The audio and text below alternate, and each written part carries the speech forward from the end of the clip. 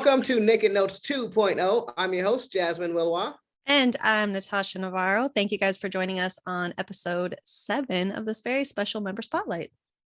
Yes, member spotlights are so important to us because we get an opportunity to talk to you about people that we have worked with for so long and been part of their journey from the beginning. So it's really, time for us to also get together because we haven't really seen them since, a long time. I know, and this person will let you know who they are in a little bit, but this person also was on a previous episode. So it's always good for you to get real life updates on how people are doing within the industry itself, because it's great for us to talk about our experiences or give you hypothetical situations about people. But when you get to hear it from the person, the investor, and hear how they may have struggled and how they overcame that, it helps you to realize like anyone really can do this.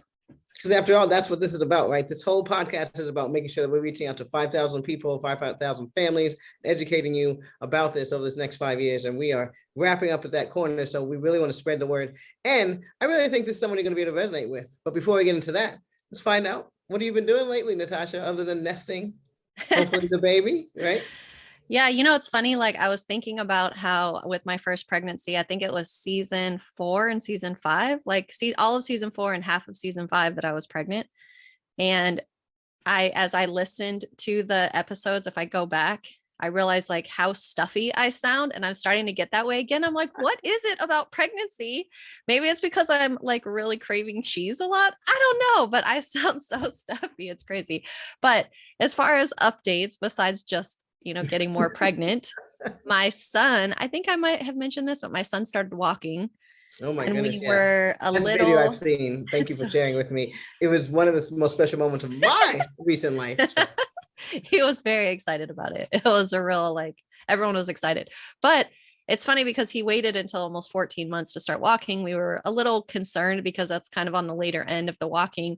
And now even that he knows how to walk, he still half crawls, half walks. Like he knows he can do it. So I don't know if he's just lazy or I don't know if he's just really comfortable crawling. He's doing himself. He's doing him. He's enjoying it. So, but it is fun to watch him as we take him to different places. We've been taking him to more of these. There's a place called Pretend City here, and this little gym thing that they can crawl around, how he's getting more comfortable with his body and like movement and crawling around on things.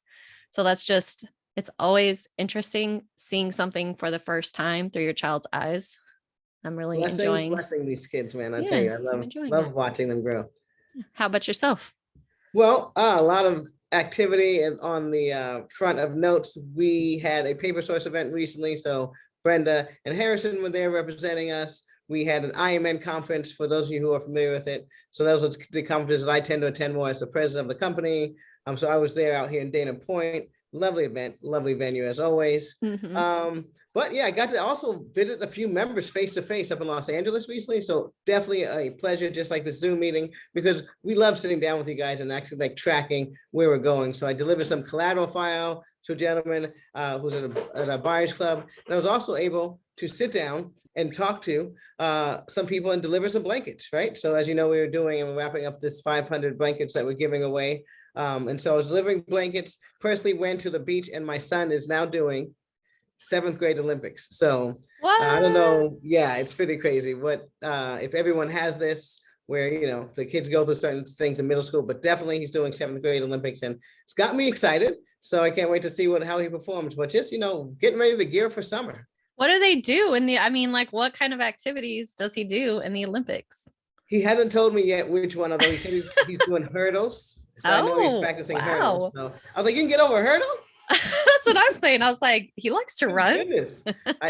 That's amazing. You got to run before you jump over hurdles. So knowing my son, for those of you who may be your first time tuning in, he is completely a programmer, computer guy. So he runs online.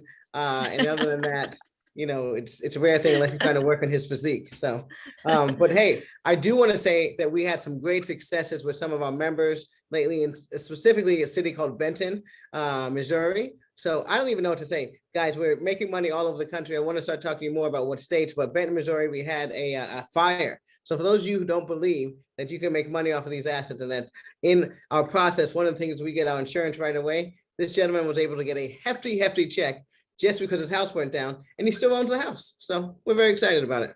Hey, you can't even be mad about it. As long as you're protecting your assets, you can still be profitable. So that's why we stress so much. And yeah, we've got a lot of episodes on that, but yeah, definitely. Thank you.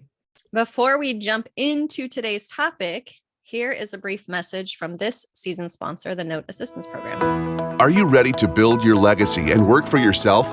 Welcome to the NAP. The Note Assistance Program is here to help you build your empire with mortgage note investing. Receive monthly inventory in your inbox and get access to top-notch online training to participate in trusted transactions with vetted sellers and buyers. Join their community by visiting their website at www.noteassistanceprogram.com and register for one of their nationwide note labs or online trainings today.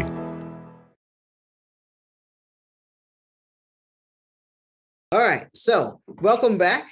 And we are excited to just rush into this because we've got a limited amount of time. We're trying to keep this down to 30 minutes and we've got a lot to talk about. One of my members that is most dearest to my heart, because one, she's from the East Coast, so she brings that East Coast flair. And I really want her to tell you about what her note experience has brought to her, because I believe it's over, I'll let her tell the story, but well over 3 to 4 years that she's been doing this. So a lot of advances and really, like I said, just an inspiring moment to even myself. So I cannot wait to introduce Tanya Brown. Are you there? I am here. Hello. Thank you so much. Hey. I know we were just talking about that we had you on a previous episode, but I believe it was back in season 4, episode 5. Yes. So Yes. the women of the NAP Nation.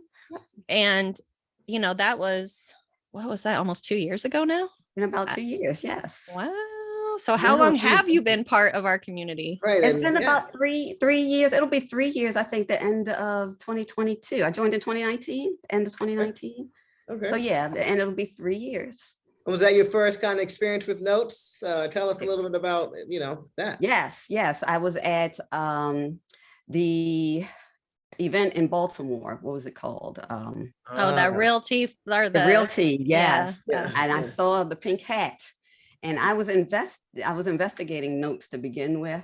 And then when I saw you there, I said, oh, we got to do notes, because I was there with my sister. I said, we got to do notes. We've got to do the notes thing. And so I went and I attended. I missed the first session, but you had 2 sessions. I went into the second session. And that's when I was like, oh, this sounds really, really good. And then I kind of hemmed and hawed. I made phone calls to you. And then I watched and listened to all the podcasts. It was all on your website. I was pretty much just stalking you. And then I turned around and I said, I'm just going to jump into it. At first I had that phone call with you because I think Right. Oh, the infamous phone call. Yeah. She shook me down. Let's just say a little bit. Go ahead. Sorry. Yeah, I don't want to waste your time and I don't want you wasting my time phone call, but it's at East Coast. ended up being the best decision, definitely, because getting into this, I knew that I needed hand holding. I knew that I needed to I needed someone to guide me through it. It wasn't like flipping a house or Right. being able to calculate rental properties. It was totally different. I knew I could get into some trouble and joined the NAP Nation and had just been in full speed for the past 3 years. Things have Haven't just you? been amazing. Now, Yeah. if I remember correctly, I trained you. So Yes, ma'am. toot to me. Yeah. we are. But also, I remember distinctly that you had not purchased your first note until you came to the mortgage note lab in New York City. That's correct, right? Correct. You and your Correct. sister, because you still were a little like, I'm not 100% sure that I want to jump into this. And then you came to, New York and saw everyone else that was learning, other people that were already part of the Right. community and new people. And then I think you dang near bought your note the next That was day a pretty after. epic. That was a pretty epic class. I mean, it's a lot. Yeah. Like most of the people in that class, I got to say, almost 70% of them are just doing tremendous things right now. So tell us, obviously you saw the pink hat, you said, but at the Mortgage Note Lab, what was your first impression that made you take that first leap into that investment? What was your first impression of the whole operation? I think it was, one, it was the training, because the training gave me a little bit more understanding. And so once I had the understanding of how to work it out and what to look for and what would be a good note, and to be honest with you, it was really having you two by my side saying, okay, yeah, Tanya, that's a decent note. No, that's not a decent note. Or, it was having that confidence and that backup behind you to tell you that this was something that you could go into. And yes, with any investment, there's risk and you could lose your investment, but I felt more confident moving forward. So when I went to the note lab, it was kind of just, everything was sort of just solidified. And I was like, yeah, we can go for it now. Let's do it. And then, and you showed all of the inventory, and I was like, let's just jump on it. And so this just jumped right into it. It was like just the whole progression. And I was just ready at that point. Right. Well, So tell you us, took time- yeah, tell us about that. I mean, because there was quite a few. I remember us showing that the inventory on there. And if I'm not mistaken, your sister wasn't too far behind you in getting her note as well. But, you know, of all the notes that you saw, because we were part of the mortgage note lab, for those that have never attended, is we will take an hour, 2 hours and dive into real live inventory and show you how to dissect it, how to do all of your due diligence, who to call, what's important information to pay attention to, how to have your budget sheet. Really, you know, when you're sitting in that class, you're getting real live profit margins put in front of your face to say, hey, you could have this note. So of all the notes that you saw, what was it about your first note that you ended up committing to that made you like that? It didn't cost that much. That was the main thing. I was looking for something that I could put a little bit of money. I think that's where a lot of people start. I don't want to put a whole lot of money into it just in case it doesn't work, type of thing. Right. And so I think that was it. I was looking for a non-performing, but ended up with a performing, and this was an Ohio note. Ended up with a performing note, and it was around $10,000, $11,000. And I was like, okay, that's playing it safe. So that's what I was doing. I was playing it safe. The numbers worked out well. And it was performing, the numbers worked well. I did all the due diligence and everything checked out. And so after that, I just said, well, let's just try this one. So it was kind of that type of, let's try it. Right.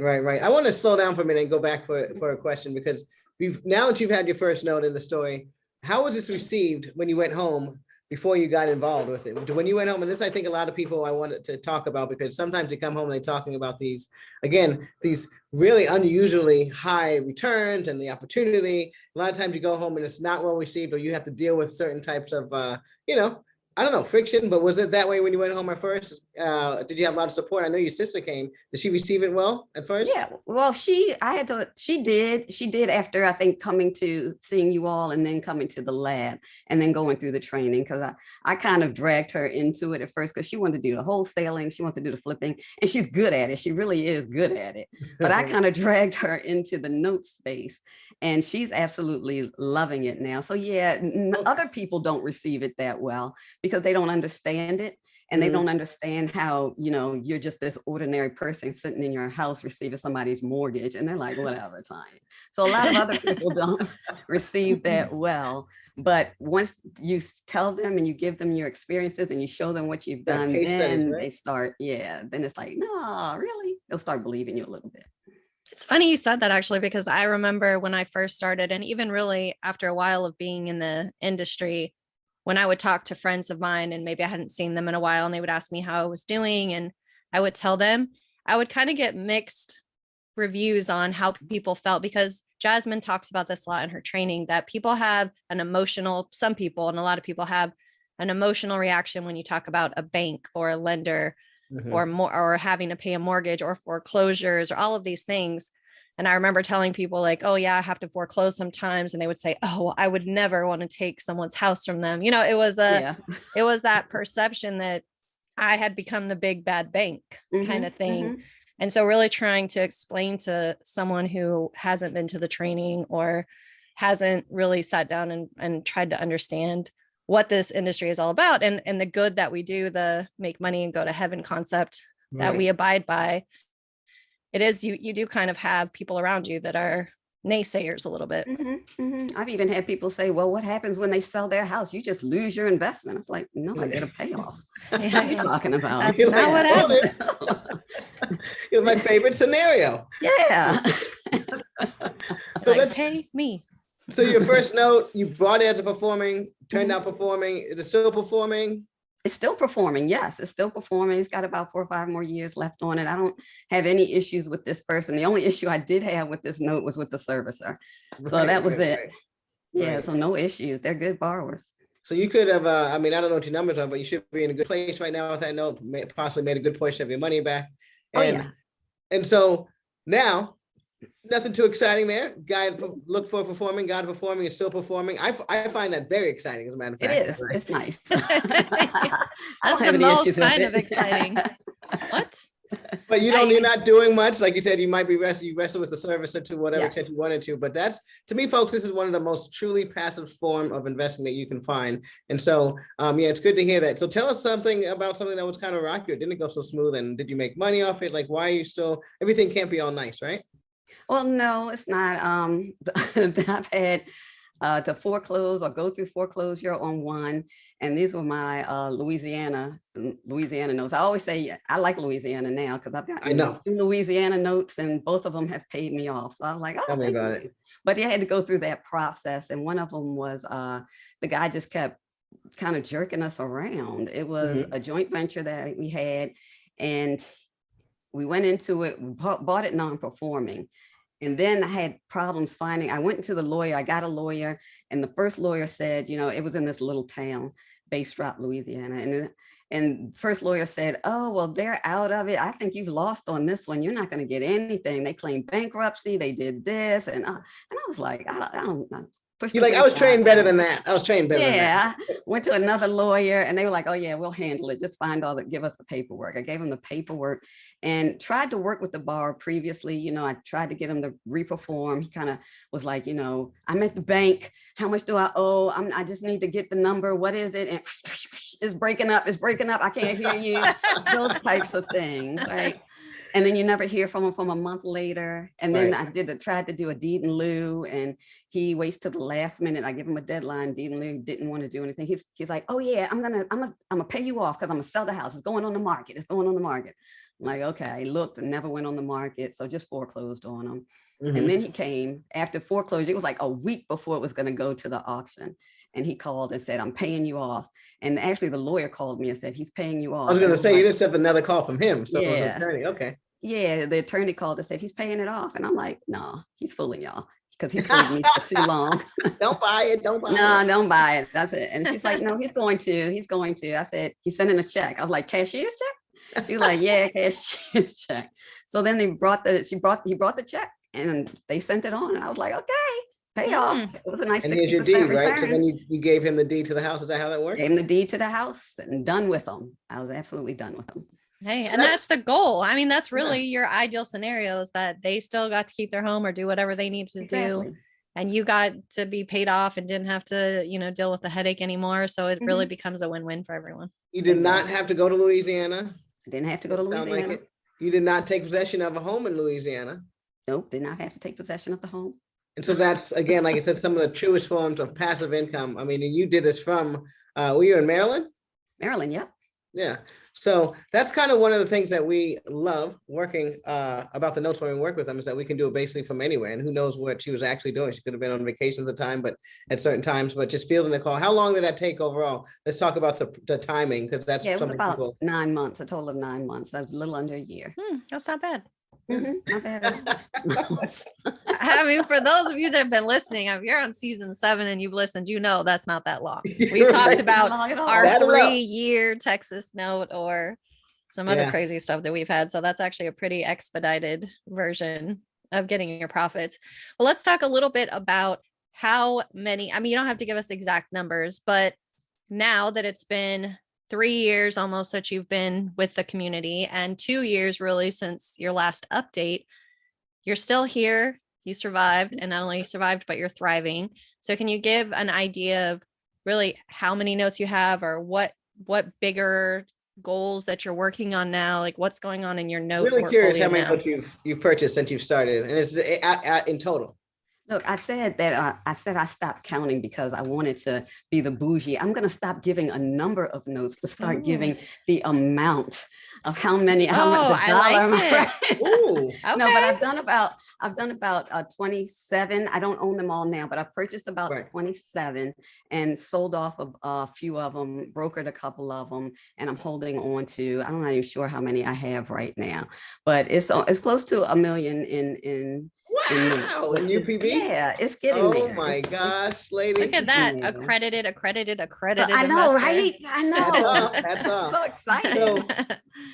So That's let's great. talk about that. What advice would you give someone? Because to me, I've always said it's got to buy more than one note. Had you just bought one note, right? I don't know that you would have accelerated so fast, and maybe it would have been the one that kicked your butt. But what is there any benefits of buying those multiple notes and learning these different strategies? Because it sounds like you've taken advantage of at least 3 to 4, right? Oh yeah, it's definitely one, you don't obsess over that one little note that you have, but two, it ramps you up a lot faster. And I think part of the issue too is getting other people's money. And that's where I started off, is trying to get other people's money. Because once you exhaust your own and your IRA and your 401k and all of that other things, you're trying to get other people's money. And so it was just fortunate for me. I was trying to get other people's money through my local RIA. And so I was going up in front of the class, going up in front of them. And during that little session that they had, they give you 5 minutes to run your deal. And so I was saying, my name is Tanya Brown. I'm a note investor. I'm looking for JV partners, capital partners. And then after a while, once the pandemic hit, they called me up. The president called me up and said, hey, Tanya, you've been talking about this note thing getting up there. Why don't you teach our discussion group? And I was like, okay. Nice. So I just did the little discussion group, a little hour discussion group, but they had like 40 people on there because, the pandemic just hit. Everybody was going online. Everybody. Wow. So they were like, oh, do you offer a class? Do you do this? Do you do that? And I was like, no, I have, not yet, I have little videos. And so then like 2 weeks later, the president calls me again and says, everybody was interested. Would you like to do a training? And I tell everybody 2020 was my year of yes. So I just said yes. I said, I didn't have anything together. I didn't have any curriculum, nothing. I was just saying yes to everything. So you had nothing else to do in a pandemic too. So exactly. Right? Exactly. Oh, amen. So I developed the curriculum and I've even reached out, Jasmine, you volunteered to help me with it. And I thank you for that. And so I developed that and did the whole thing.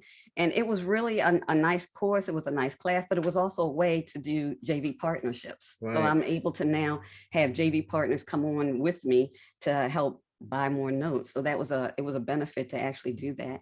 And then also meeting with the community or having the community here with note assistance program, met so many people and have done so, inside and outside the community, but within the community, it's just been really, really great. And I've had an opportunity to JV with them, to partner with them. I know I have a partnership, and then I also have my personal business all surrounded around notes.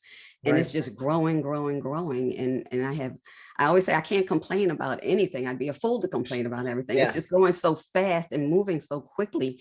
And I think if you put it out there and you just tell people what you're doing, you start getting a response. Right. And let's talk about that, because right now I think what I'm getting from this is attitude is everything. Like outside of you not buying one note, sounds like that outside of that, your attitude is everything. And it made you coming from a place of abundance like we are here at the community. And so you're looking out to help other people. And you're, like you said, having the yes attitude during the time when most people were really shutting down. Right. So really kudos to you for that and not letting a little thing like a pandemic slow you down.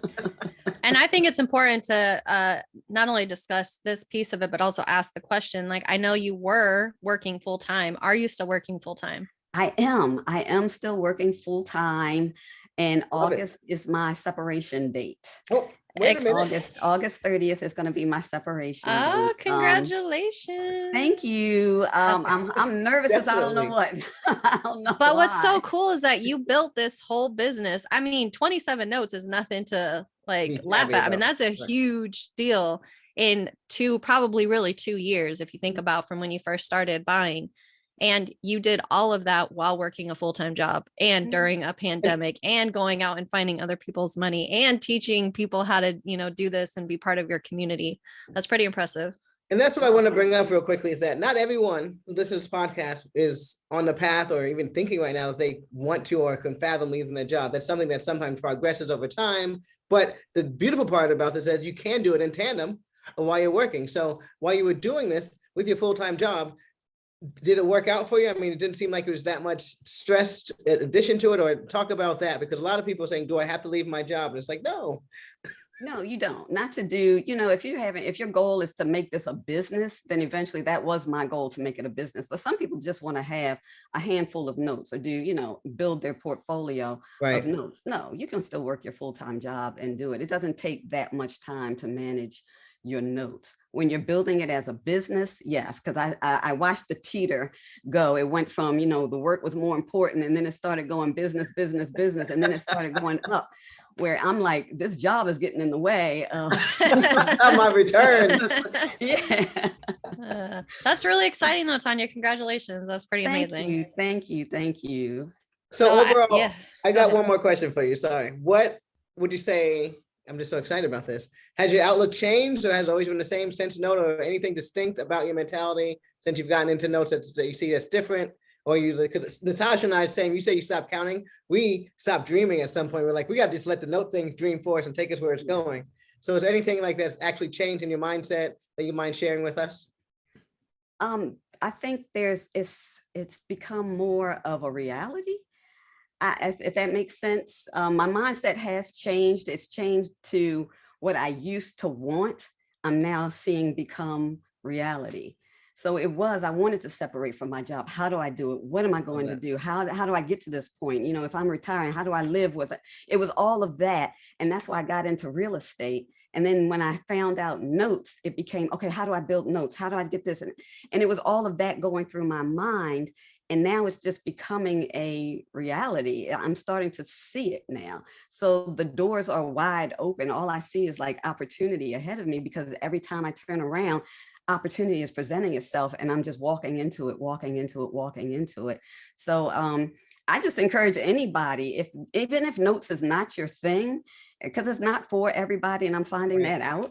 Not everybody likes it. They say, oh, that's too much work dealing with a spreadsheet. And I'm like, okay. But if spreadsheets are not your thing, you know, and flipping or something else is your thing, you know, just set the plan in place, and then doors start opening. Tell people what it is that you do. Tell them what you're, you know, and set the goals and put it in front. And don't set the goals, because I found myself grinding all the time. I was just pushing. But I realized if I stopped grinding and set the goals and just follow the flow of the way things are going, just tell people what you're doing. Don't push this process. Things just start working, and they start operating on your behalf. Preach. I like it. Hey, I think you just shut a few kids down. They're going to go start back. We don't have to be grinds. No, you don't. When I found myself grinding, I felt it was more stressful, and it was more of a headache. And I was finding myself just stressed out all the time. But when I stopped grinding, things just started happening. And I set my goals and just worked toward it. I was like, just flow. I said, I'll just flow with it and keep going. And it works out. And one of the things I know, like from a previous member spotlight with Alicia Bolton, that she talks about too, is that you had mentioned, you know, if you don't like spreadsheets as an example, this is one of those industries, which really you could say this is probably about a lot of real estate areas or other kind of businesses, but you want to get to a point where you understand how to do something, but then outsource to people that are better at it than you are, if that's not the area that you love. Because I know there were a lot of things about notes that I didn't necessarily love to do. I did them, but I didn't love them. But then there were probably like 5 or 6 things that I was really, really good at. And so once I got really comfortable with understanding at least how to do the things I didn't enjoy, I was able to teach someone else, a VA or, you know, someone along those lines, to do those things. And then I could focus on what I really love to do. Exactly. And that's perfect. And Alicia's a spreadsheet guru. She loves spreadsheets. See, you never know. Let's end up talking about that. This community, you've been a part of it for now almost 3 years.